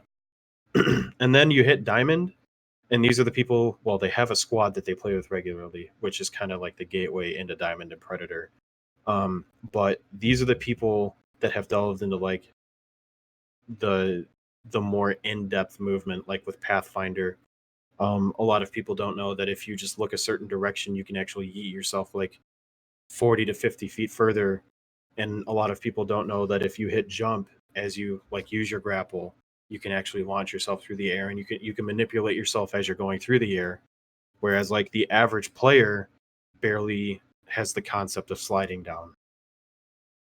And you have to introduce these players not only to the skill gap that they have, but to essentially like the mindset of you could be like that guy if you actually work hard. Oh yeah. And some people don't have time. That's fine. Some people don't want to be good. That's fine. But from what I've seen in Battlefield, it's kind of disappointing where they just don't care, don't want to be good, and they look down upon the people who want to be good. And I think that's kind of DICE's fault for not. What is the skill gap for Battlefield 5? I understand some skill gaps when it comes to vehicle gameplay. I get You that. see, it's but what's you could have a player. You could have a player. You could have a player like Enders, and you could have his aim, and all of that. And Enders is just going to be Enders. He's going to murder a server, and that's mostly because of his aim and his positioning. It really, in a fast TTK, it comes down to positioning. If you position well, you're going to be able to feed yourself those kills. And honestly, if you're playing medic, you're going to be having a lot better time doing it. Well, what does it need? What does Battlefield need? You know, like Fortnite has its. A lot of people are going to super hate me when I say this. Okay. Building. I'm kidding. Not building. No. Not fortifications. I really, in Battlefield 1, when I first started playing the game and first started really wanting to get good at infantry, there were people who could slide and play well. Yeah. And there were people who couldn't track that slide, and they got mad. And I was one of those people that originally got really mad because I couldn't kill people who slid. I couldn't track it. I wasn't used to it. I wasn't ready for it. And the initial version of the slide to me was what made Battlefield 1 so much fucking fun. And I'll forever say that. Like, it was, honestly, it was a ton of fun. And I know people will get mad calling me, like saying that I abuse the Automatico with the slide, saying that I abuse shotguns with the slide. But I also went up against other people who were competent, Omni with the slide, and got obliterated. But I took the mentality like, okay, I need to use it and I need to get better. It's like if you get into Apex and you see ACU, quote unquote, abusing movement, like or Aberlelli, one of the better pathfinders in the game, or Flyq Lu, one of the better pathfinders in the game. If you see them yeet at you at 1,000,000 miles an hour and hit a PK midair, like a PK shot for 120 on you midair, are you going to be like, oh, that grapple abusing, movement abusing guy, or are you going to be like, holy fuck, that guy's really good? Like, I thought in my mind, he's a hacker. I thought in my mind, holy shit, these guys are good. That's an advanced level of play that I need to get to. Wait, so you're saying the BF1 sliding? I honestly, I thought it added the skill gap in BF1. Now there was a lot of people. Interesting. I didn't mind the weapons. You couldn't click too fast for the SLRs, or your bullets would go everywhere. So I kind of just sucked it up and got used to it, which was perfectly fine, because the 1907 turned out to be my favorite gun in the game. But and there was some I understood people's arguments. Well, how could you expect a guy with an Obres coming around the corner, and just one dinking you in the head? Like, dude, one, you could do it too. Two, you're choosing not to do it because of some sort of quote unquote pride that you have. And three, you could very easily not be in that situation. Yeah. So I try to avoid the situation. Yes. Stayed away. Went to another server. And for some people, that's not enjoyable. For some people, they don't want to have the responsibility of tracking it or having to react to it, and that's okay. Just don't use it. Play your way, but don't bring down the quote unquote skill gap that there is, to the point to where a shitty can just shoot me, you know, and kill me. Whereas if I had movement, I could outplay that guy. It's all about options of being able to outplay someone that adds a skill gap. In BF5, what are your options to outplay someone? Throw a smoke down, run a ZK, shoot him in the face. And hope that there's not an MMG, hope that there's not a shotgun, because if you see one, you're probably just going to get one pumped and dead. Yes. What do you like? If you're if you're coming up against like two people, the TTK is fast, right? So your 1v2 options are limited, especially in Modern Warfare. So your outplayability is peek, get a kill, come back, hopefully the second guy hasn't seen you. You know, like, see if they're reviving somebody.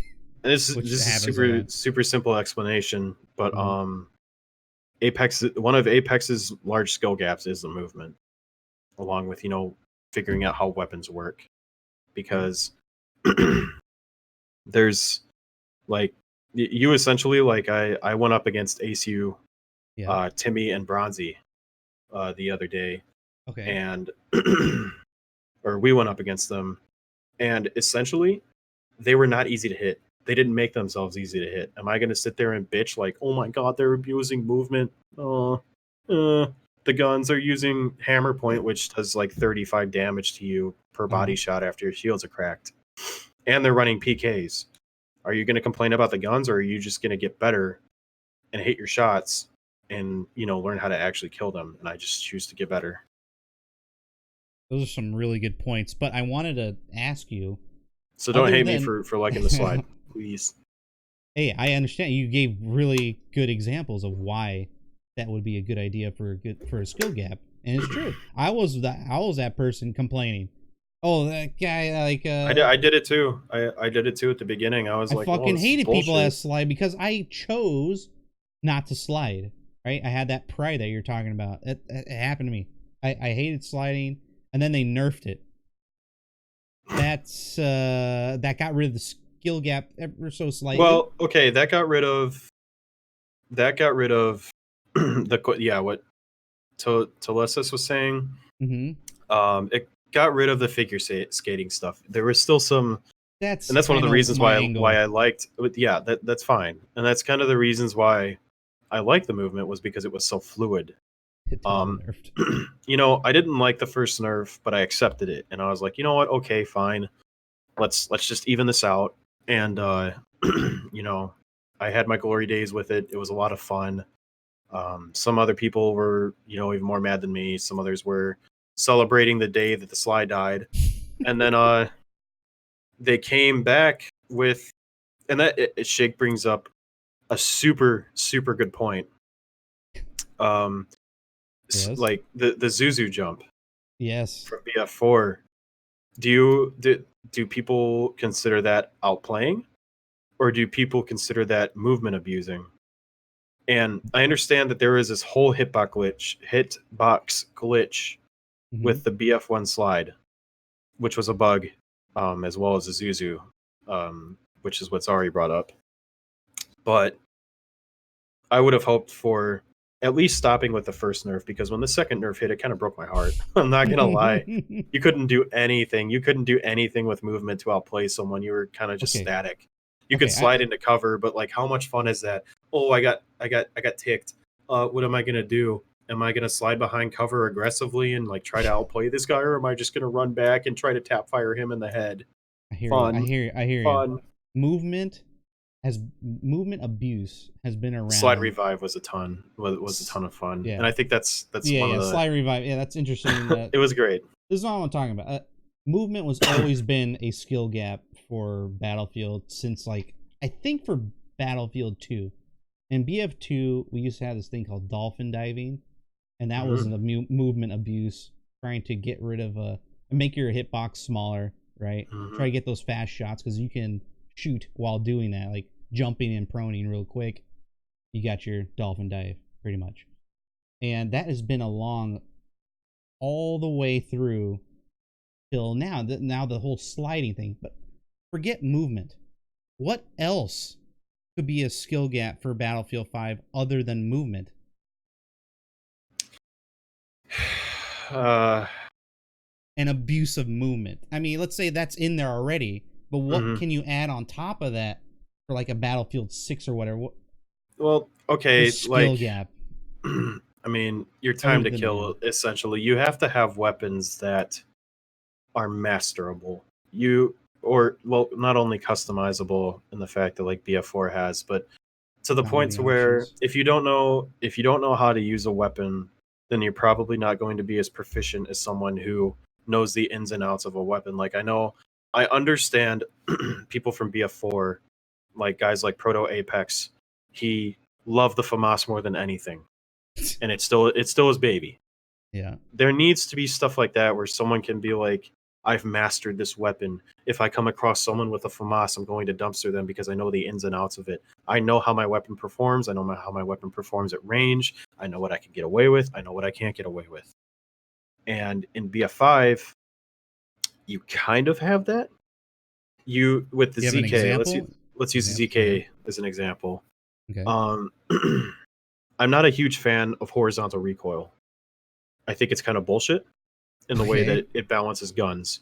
Sure. Because you could essentially have your, you could beam it, you could have a guy and you could beam him, but because of the way the horizontal recoil is balanced, it'll sway your gun left and right, and that's not exactly controllable. Even a player who is at the top of his game, Quake God, UT God, probably can't react to the horizontal recoil between shots and correct that. He can pull down, for vertical recoil, but I'm thinking of more of like a BF3 way of balancing things, and I can't go really in depth of that, but I do remember that BF3 for me was enjoyable because I had something to work towards, and I know people through BF3 and BF4 had their specific guns that worked for them because they could master it. There was depth to gunplay, and that's kind of like the skill gap for me. Gotcha. If you're not going to have movement like Apex, because there is a skill gap in that gunplay as well. Yes. You can argue it's a BR, but you're just not going to get into the game for the first time as a normal player and beat out a pro. You're just not. So it looks like it looks like we're missing that the movement, the weapon mastery, both skill gaps in FPS games, huge skill gaps in FPS games. Also, it's not to say that you can't master a weapon. Right. In BF5, you can't get extremely proficient with one. But absolutely. Personally, I'm just not a fan of how the guns react. I don't exactly mind the meta. I don't understand why the ZK and the S01E were buffed. I'll never understand that, although I do like that there's no horizontal recoil or minimal. But BF1 for weapon balancing, in my opinion, was incredible. Other than the SMG08 and the 10A Hunter. Really? I think. Oh, okay. Compared to what they have now? Well, I didn't play BF4 or BF3 as much as BF1, but in BF1, at least there were ways to essentially master some of the SLRs. And I think that having a certain range within each weapon could react to was kind of like a chess game. Now that doesn't forgive things like suppression. Don't ever do suppression. Don't do that. Zari brings up the spread. Yeah, and I know some people aren't a fan of it, but I think that's why I fell in love with the 1907 factory. Is because you had to play at a certain pace and you could not force your shots. You couldn't just click as fast as you could, because it essentially punished you for not understanding your gun. Whereas if you took your time with the 1907, you would just be able to mostly, unless, the spread screwed you incredibly hard, you would be able to hit your shots. Right. And I'm not going to say that it was bad. I'm not going to say that it was impeccable in its weapons balancing, but there were weapons for every situation, and there were differences in those weapons. Whereas like in BF3 and BF4, there was probably more of the same. In BF5, you're more than likely going to be using one gun unless you're one of those people that are kind of like savants and want to try like every gun for its little unique niche. I'm just not like that. I just want to use a ZK because it's a ZK. Interesting. But that's I'm not going to say I don't want suppression ever back ever again, and I'm not going to ask for the sweet spot ever again. That could go completely, but I do think that there was a level of mastery to your guns. Now there were some mechanics that took away from it, but I do think that there was some depth to it that some people didn't realize, or maybe that I just made up in my head and found one day. Okay, and so it kind of gave the game life for me. So the weapons in BF5, they're serviceable. This whole skill gap, it's okay. They can do better. Great. The Sorry, I agree with that. The movement that we covered needs work. Is that what you're saying for BF5? It needs to have that. I think like skill gap in movement. I think it just needs to be fluid. Like if you look at BF4, I was in Discord with Enders one day and he just booted it up and played it after a long time of not playing it, and he's like, dude, the movement in this is so fluid. You can move around flawlessly back and forth. You can peek, re-peek with momentum. Momentum is the word he used, and I think there's just it doesn't feel like there's fluid momentum in BF5. You're kind of stuck on stuff a lot. And I found that after the second BF1 nerf of the slide, you got stuck on everything, and I think it's due to acceleration values. Now you're going to have people complaining about things like 80/80 spam, which I understand. I didn't mind it. That was a big issue. Of course I didn't mind the slide, so I guess I'm an outlier. But I can understand why people don't want that. But I do think that you should have some fluidity to what you're doing as far as like being able to move around and being able to choose where you go. And I also think this gets to like the level design in general. Because you get to a point to where a game is too pretty, but it doesn't function well. And I think we're getting there as far as like visuals are concerned. And once you get to that point, it's like, well, each little rock is going to be textured and detailed. And if your model bumps into that rock, then you're just going to be stopped. And I think it's crushing in Battlefield 5. And I just think that like they almost need to not revert it, but just find like a balance between gameplay and visuals, because like the visual artists at DICE are incredible. Like they do it really well, but they almost do it too well to the point to where in BF1 at least the color coordination, soldiers could stand out. Yeah. In BF5 there was that whole debacle of TAA, being able to see enemies hiding in literally plain sight. And I think there needs to be a question brought up to where this game is not being sold as a milsim, it's being sold as like a casual shooter, and that's what people would admit it is.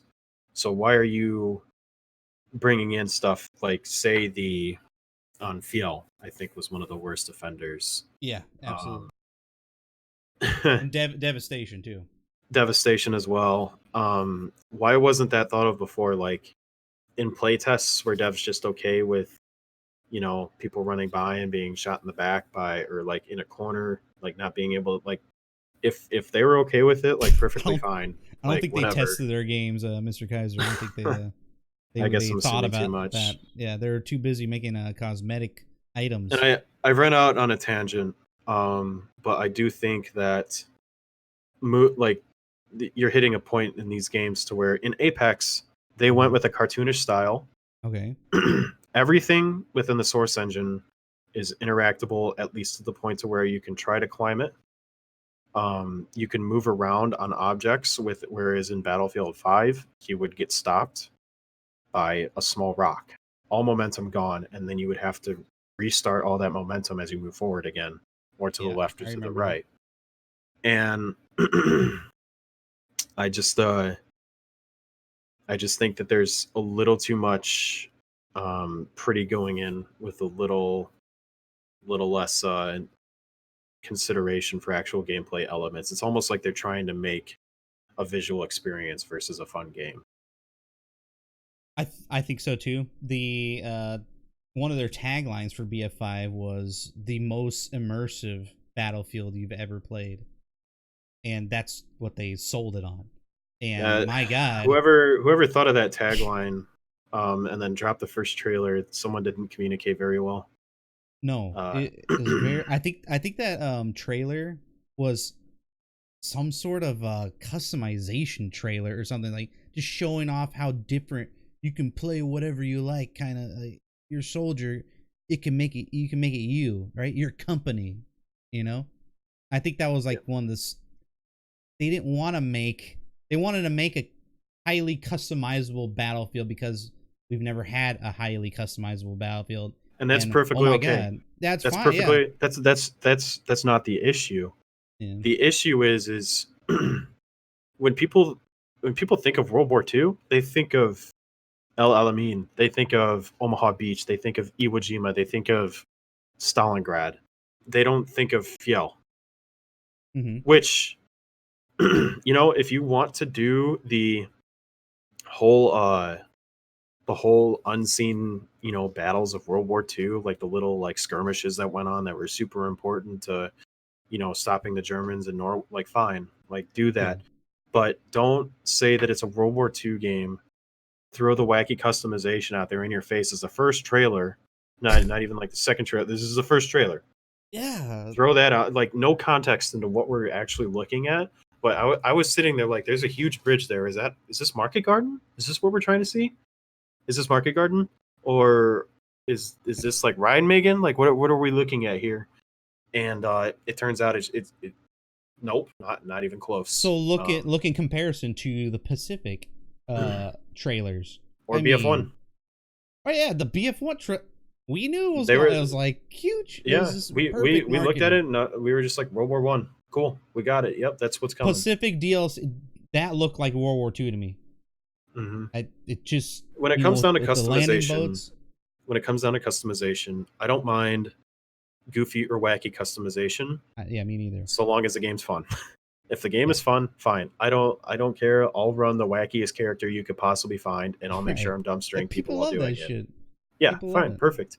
But don't falsely sell something, because that's exactly what they did. Yeah. And I think they ate it when they did that. I'm happy they ate it when they did that because it turned things around. Yes, but I hope they don't make that same mistake again. They might. You never know. I'm not, like I said, I'm not holding my hopes up too high. I'm just gonna take it as it is. But it seems like Reddit community's happy. We're going in the right direction according to Reddit, and according to Reddit, yes. People outside of Reddit are enjoying it. That's perfectly okay. What about your opinion, Mr. Kaiser? Are they going in the right direction? I think they're going in the direction they should have from the beginning. Okay. I think that they need to keep doing this. Next big expansion, do something like, I don't know, like the Russian thing. The Eastern Front, Italy. Italy would be fine with me. It would be perfectly fine because you'd have the Americans, but then you can introduce the Italians. You could do a North Africa campaign, like off of like Tobruk, off of El Alamein. You could introduce those battles, although people would get mad that there's another Al Sundan coming. But they just need to keep doing what they're doing now, and then for the next game, just try to knock it out of the park. Like they're just kind of in salvage mode at this point, because they're not going to bring people back to this game after the whole original debacle. There's people that are just never going to play it. They just have to keep their current player base and hope that a few people come back. But for the next game, you can say that this is a super nitty gritty, like either Battlefield Bad Company 3 or New Age of Battlefield. It's super nitty gritty. You're going to have like Modern Warfare level gun customization with Battlefield 3 depth, and or Battlefield 4 depth, I was going to whatever you talk want to about say. that because that's some in-depth shit there for Modern Warfare. And wow. you know, and you could even say there's customization. You could throw because it's Bad Company, because it's a fictional setting within the real world. You know, like you could say, oh yeah, my badass guy is gonna have a beard and a bandana. He's gonna have a red bandana. He's gonna look badass. He's gonna have like an operator microphone. Like there you go. That's how that's actual customization that's believable. Whatever they were selling at the beginning was not believable within the realm of World War II, and I think that's why people got so mad. Absolutely. Well, part of the reason, yeah. Okay, Mr. Kaiser, we've gotten to pretty much almost a 2-hour mark. I covered quite a bit. We covered quite a bit of things. I want to cover one more topic here, and that has to do with net code. What do you know about net code? What is not enough to give a professional opinion, that's for sure. Okay, because a lot of people are complaining this net code is shit. You gotta fix it. Do they know what they're talking about, or what is this net code talk that I keep hearing around? I don't. Okay, so I can say this. In Apex, we have Iowa servers. What's that? Servers that are based in Iowa.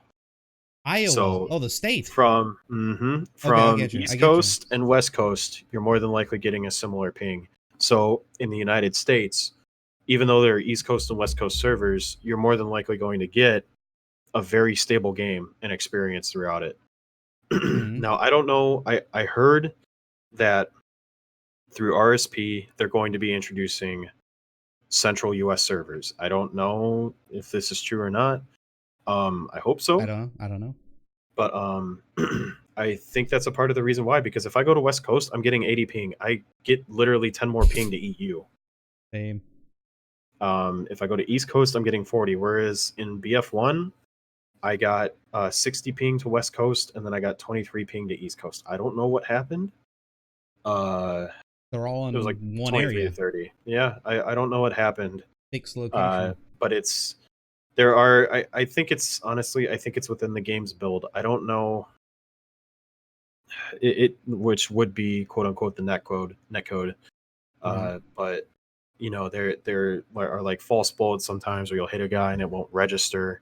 There are times where it will register in the game and then it won't show up. Yeah, essentially. And I don't know enough to comment on it and be like, oh, the net coach just super fucked. Like throw it out. Right.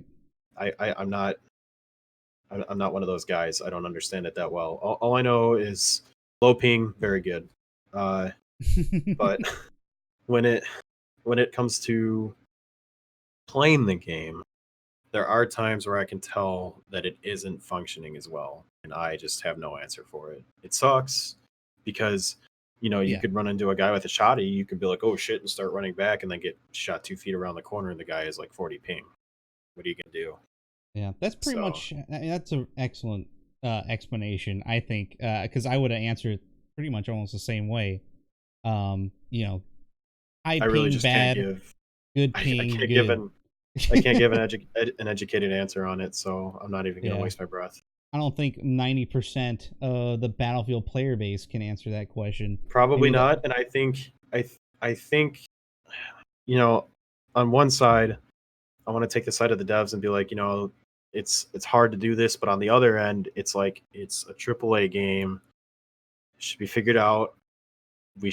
Why don't we have US central servers? Why are our server pings so high, whereas in Battlefield 1 they weren't? What's going on? You know, like that. I'm kind of torn, but I just try not to get super, you know, annoyed about it. Just kind of take it as it is. That's kind of my whole mindset. Okay, Mr. Kaiser. Thank you again for coming on such short notice. Thank you for having me. We've had a fantastic chat here. We've covered a lot of things. Hopefully we'll have something to look forward to here in Battlefield 5. Maybe we'll see more Mr. Kaiser running around the battlefield. Where can people reach you? Where can people find out more? I know you have a YouTube channel here. Where else can people find you? Discord, honestly. That's where I'm doing most of my stuff right now. Okay. I have a Twitter at Kaiser BF. I'm looking at changing the handle, honestly, just to Kaiser. But okay. And then the YouTube. It's kind of where I am right now. I don't really have the time to do Twitch stuff. Okay. Family member just had surgery, so I'm kind of like going around their sleep schedule, so I really can't do anything I hope that goes in well, regards man. to that. But I should get back to it eventually. All right, Otherwise, dude. just kind of upload occasionally, whether it's like random shit posts or like a cool moment in the game. Great. I mean, again, thank you for coming. Hey, chat, you were great today. Thanks for all your questions and everything.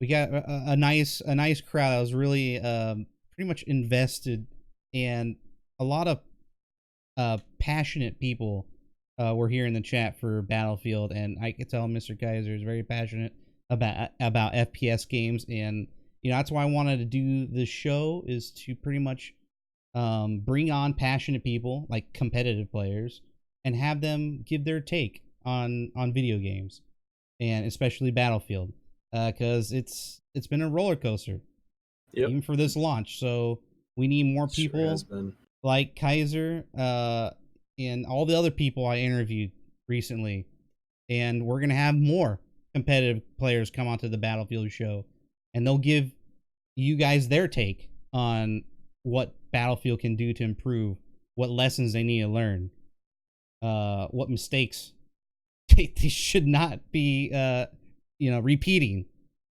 More toxicity. Yes. More toxicity. Oh god. But yeah, it's coming. So, thank you guys so much for the talk. Thank you for coming by, Mr. Kaiser. We're gonna go raid somebody, so stick around here. And I hope you guys enjoy the show. I'll be putting this on YouTube and sharing around the Discords here shortly. Okay? All right, guys. Thank you for having me. Appreciate it. Hey, thank you, dude. Okay, everybody, have a good night. All right, bye-bye, guys.